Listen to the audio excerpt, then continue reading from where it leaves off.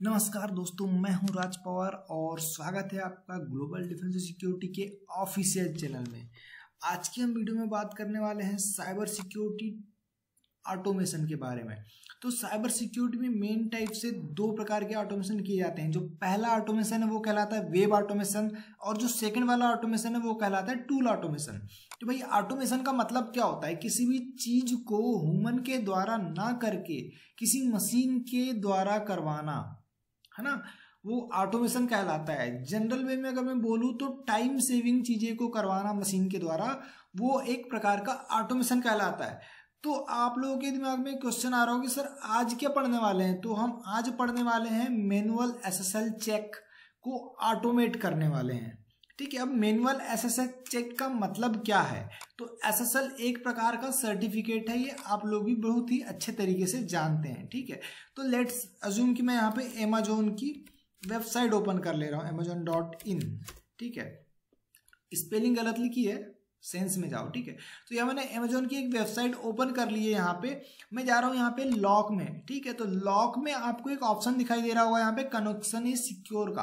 तो इस connection is secure के अंदर पे हम यहाँ पे जाते हैं और जाते हैं यहाँ पे सर्टिफिकेट इज वैलिड के। तो ये जो सर्टिफिकेट आपको यहाँ पे दिखाई दे रहा है, ये सर्टिफिकेट है एसएसएल सर्टिफिकेट। और अगर हमें कभी पता करना होता है कि किस डोमेन में किस चीज का एसएसएल सर्टिफिकेट लगा हुआ है, किसने उसे प्रोवाइड किया है, तो हम यहाँ पे इस तरीके से मैनुअली चेक करते हैं। बट इस एसएसएल चेक को मैं ऑटोमेट करने वाला हूँ बहुत सारी इंफॉर्मेशन के साथ। तो चलिए फटाफट मेरी पेरोट ओएस की मशीन में चल लेते हैं। तो ये मेरा पेरोट ओएस का वर्चुअल बॉक्स इन्वायरमेंट है। यहाँ पे मैं फटाफट से ओपन कर लेता हूँ टर्मिनल विदाउट वेस्टिंग और टाइम। ओके, तो यहाँ पे मैं टर्मिनल मेरा ओपन हो चुका है। मैं ओपन कर लेता हूँ यहाँ पे मेरा फायरफॉक्स ब्राउजर, क्योंकि मुझे ये जो टूल है, तो देखिए साइबर सिक्योरिटी में दो चीज़ें होती है, या तो आप उस टूल को खुद बना लो स्क्रिप्ट से, या तो आप ओपन सोर्स जो अवेलेबल है टूल उनका फ़ायदा ले लो। ठीक है, तो यहाँ पे इस वीडियो में मैं ओपन सोर्स जो टूल अवेलेबल है उनका फ़ायदा लेना आपको सिखाने वाला हूँ। ठीक है, तो ठीक है, तो let this load. I think range जाना है फायरफॉक्स में और सर्च करना है यहाँ पे एसएसएल चेकर गिटहब। ठीक है, आपके सामने रिजल्ट लिस्ट आउट होते हैं। आपको पहले यूआरएल के पहले लिंक पे जाना है यहाँ पे और पहले लिंक को ओपन कर लेना है। तो यहाँ पे आपके पास एक गिटहब की रेपोजिटरी यहाँ पे क्या हो जाएगी, ओपन हो जाएगी। ठीक है, जैसे ही यहाँ पे गिटहब की रेपोजिटरी ओपन हो जाएगी, आपको इसके अंदर जाना है ना।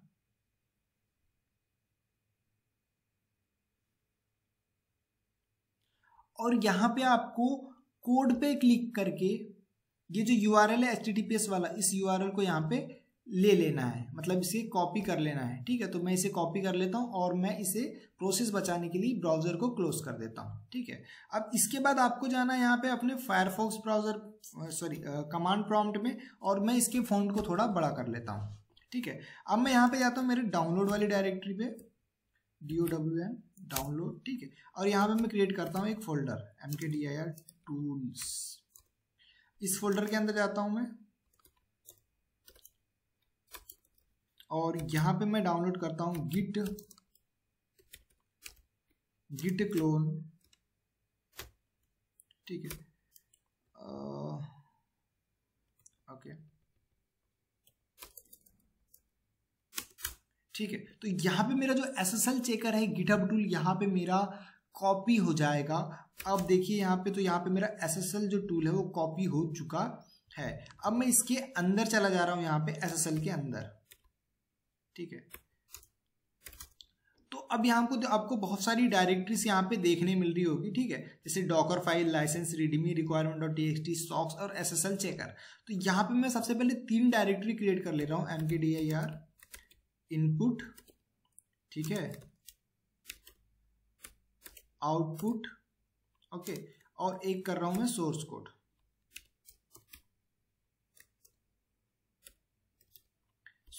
की।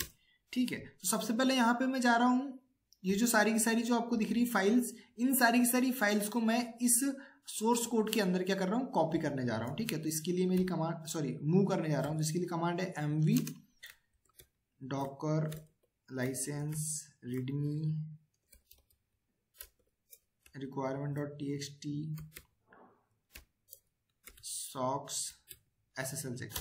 तो यहाँ पे देखेंगे सारी की सारी मेरी जो है ओके डायरेक्टरी डिसाइड करना है मुझे यहाँ पे पहले, ठीक है। तो मुझे सोर्स कोड के अंदर यहाँ पे डिफाइन करना है, तो मैं सोर्स कोड के अंदर यहाँ पे डिफाइन कर चुका हूँ। अभी देख रहे हो कि यहाँ पे मेरे सोर्स कोड के अंदर सारी की सारी डायरेक्टरी जा चुकी है, ठीक है। तो अब मुझे जाना है यहाँ पे इनपुट के अंदर, इनपुट फाइल के अंदर, और यहाँ पे एक फाइल क्रिएट करनी है vim input.txt के नाम से, txt, ओके। तो input.txt की मैं यहाँ पे अंदर जा चुका हूँ। मैं जाता हूँ इंसर्ट मोड में। अब इंसर्ट मोड के अंदर आपको क्या करना है, यहाँ पे कुछ डोमेन्स यहाँ पे लिस्ट आउट कर देना है। तो मैं कर रहा हूँ medgenome.com, okay, amararaja.com, amazon.in, okay,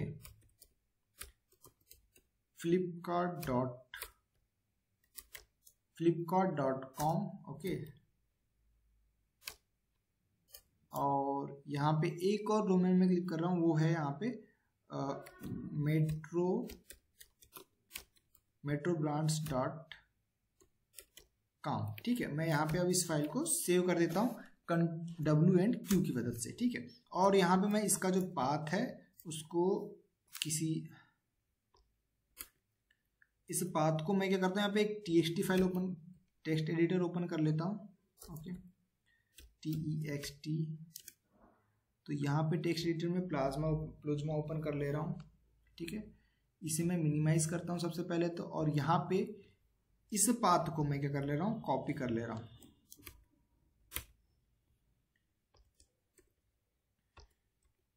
ठीक है, विथ input.txt,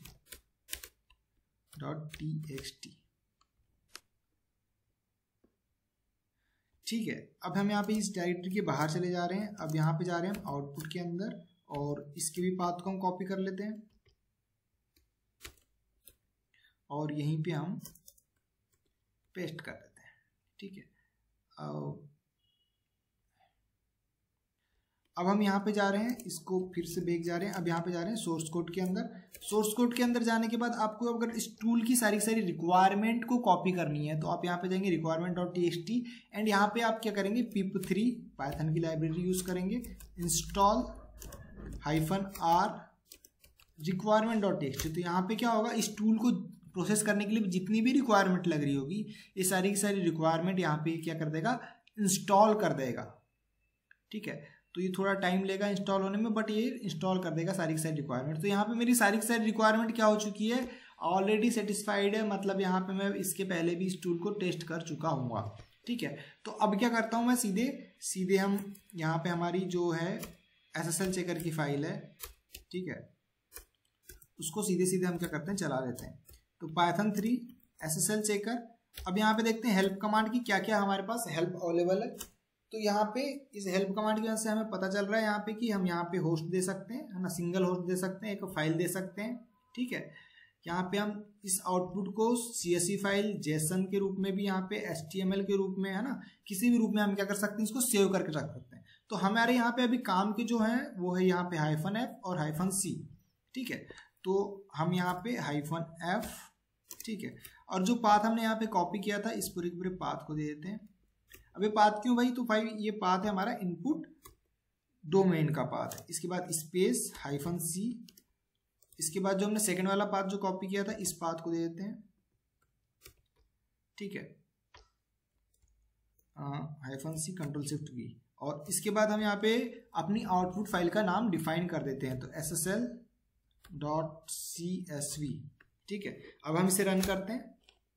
तो यहाँ पे आप लोग देख रहे होंगे, यहाँ पे हमारा SSL सर्टिफिकेट जो टूल है, SSL चेकर जो टूल है, वो हमारा चल चुका है, ठीक है। यहाँ पे हमारा SSL चेकर टूल चल चुका है। अब देखते हैं कितना टाइम लेता है चलने में। तो ये थोड़ा टाइम लेगा, मैं इसे छोटा कर लेता हूँ ताकि अच्छे से दिख जाए, ठीक है।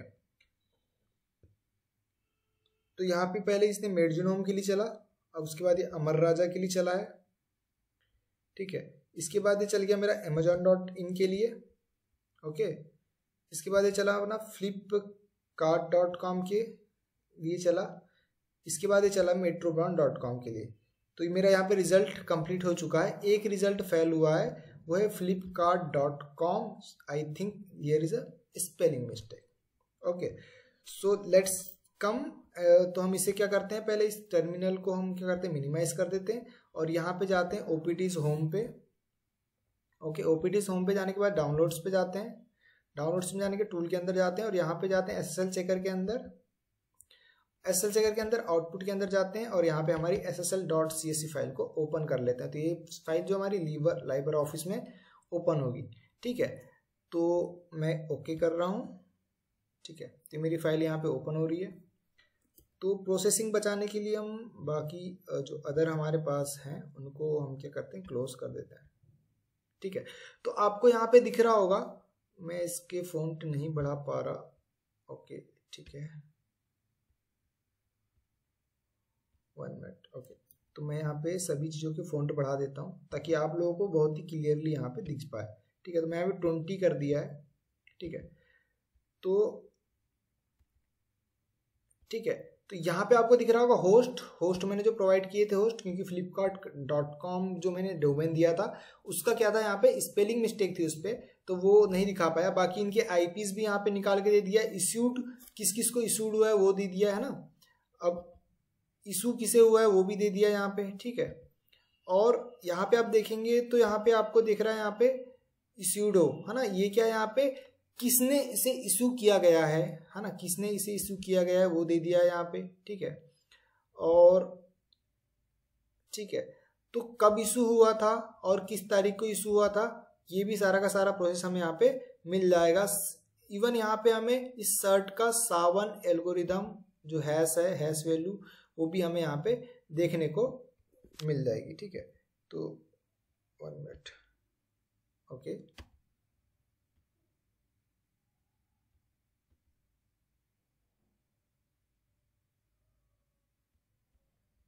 ठीक है, तो यहाँ पे आप लोग देख रहे होंगे, यहाँ पे बहुत सारी इंफॉर्मेशन हमारी है, बट तो इशू डेट है ना, वैलिडेट डेट सर्टिफाइड है ना, जितना भी है आपके पास, वैलिडिटी डेज लेफ्ट। ठीक है, वैलिडिटी सर्ट, सब कुछ आपको यहाँ पे इस आउटपुट फाइल में देखने को मिल जाएगा। तो अभी तो मैंने यहाँ पे केवल एक ही मतलब 3 से 4 डोमेन के लिए इसे यूज किया था। आप चाहें तो यहाँ पे आप मल्टीपल डोमेन के लिए यूज कर सकते हैं। अब उन डोमेन की जो नंबर्स हैं वो चाहे 1000 में हो सकते हैं, लाखों में हो सकते हैं, या फिर करोड़ों में हो सकते हैं। तो यहाँ पे आप अपना टाइम बचा सकते हैं इस टूल को यूज करके। तो thanks for watching this video guys, bye bye.